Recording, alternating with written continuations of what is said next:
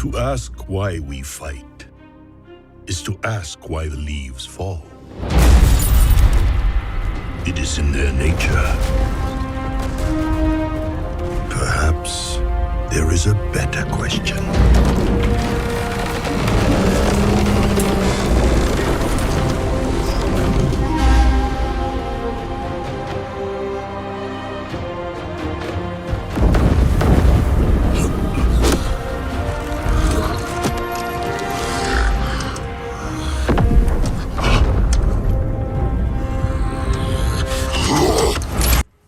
After the disappointing expansion Cataclysm, everyone was looking out for the new expansion to come and save WoW. People were theorizing about what would come, but no one was ready for what would be announced on October 21, 2011 at BlizzCon. Mists of Pandaria. Some might remember, but many people were mad at Blizzard. They instantly compared it to the Kung Fu Panda series that were popular at the time. I remember the second I heard the announcement, I made an alt named Poe and sold the name for 10k when it finally launched to a guy who wanted to name his Pandara monk after the famous Jack Black character. There were also people who said Blizzard picked Pandaria to please the Chinese audience, like a lot of the entertainment sector was doing at the time. People in general were skeptical and displeased, thinking that the whole Chinese vibe would not fit in the Warcraft universe. I myself share that opinion, and finally on September 25, 2012, Mists of Pandaria was launched. It was the last time my local game shop would do a World of Warcraft physical midnight release, which feels like an ancient tradition by now. Here are some reasons I think Mists of Pandaria was an unsuspected success. After chasing Arthas and Deathwing in their own respected expansions, there was a refreshing feeling of jumping into the unknown.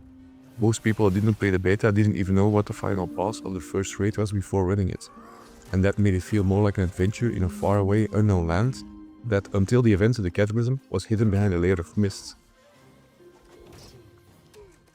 I liked Garrosh's story in Mists of Pandaria, and that he ended up being the last boss of the expansion. Or the Thunder King lore making the Zandalari trolls relevant again, and his raids, the Throne of Thunder on the daily quest hub The Isle of Thunder, were globally loved by fans. The story of the Old God Yasharaj that ends with Garrosh merging with the Old God's Heart. All of Azeroth came together to invade Orgrimmar to put an end to Garrosh and his minions. That was never happened before, except for the short invasion of Undercity in Wrath of the Lich King. When they announced pet battles, there was a divide between the fans. Some merely wrote it off as a Pokemon ripoff, while others found it to be a good new way to engage with your collectible pets. I myself loved that I had a reason to run alt content again for Battle Pass. You could also catch Battle Pets in the wild and train them to level 25. There were challenges around the old and new world to complete for pet battlers, and a celestial tournament on the Timeless Isle. And the pet battles had a lot of content to keep them busy during the expansion. Added in patch 5.4, the final patch of Mists of Pandaria was one of my personal favorite patches. It was fun to have something to do with your friends outside of raiding and PvP.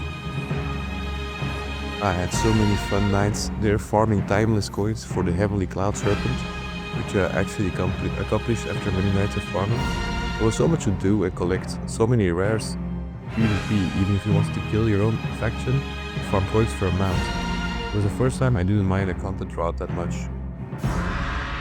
In vanilla NPC, you mostly farmed mobs and dungeons for reputations. In Rat and Kata, it was mostly through tabards and some dailies. In Mists of Pandaria, it didn't change that much, but the rewards were really worth it. You could raise your own Cloud Serpent as part of the Order of the Cloud Serpents.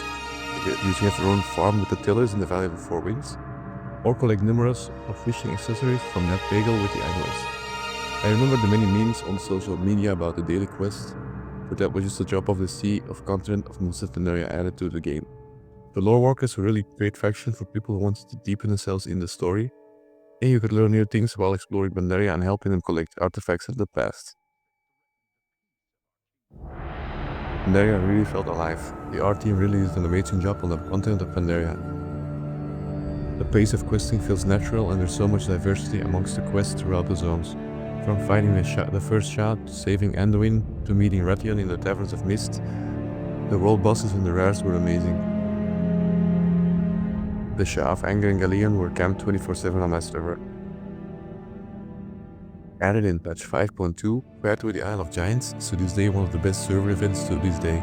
When Desta was a giant T-Rex who got beamed down by the Zandalari, located in the middle of the Isle of Giants, was super overpowered with release and had to be nerfed. I remember trying to down it with 3 full raid groups, which we kept dying. It looked like a mass grave with all the player corpses. It was not the last world boss of the expansion, but he really was mine and others their favorite. I was not really excited for the launch of the expansion. I was not really a fan of the agent vibe in the Pandaria and the Monk class. Lore was peak post-Warcraft 3 lore. For me, Mists of Pandaria felt like an oasis between disappointing expansions. And also a change from the Dragon Demon Undead we've been fighting since Warcraft 3. As Mists of Pandaria is relaunched soon, I look forward to experiencing it all over again. Well, if you're still here, thank you for listening to my rant.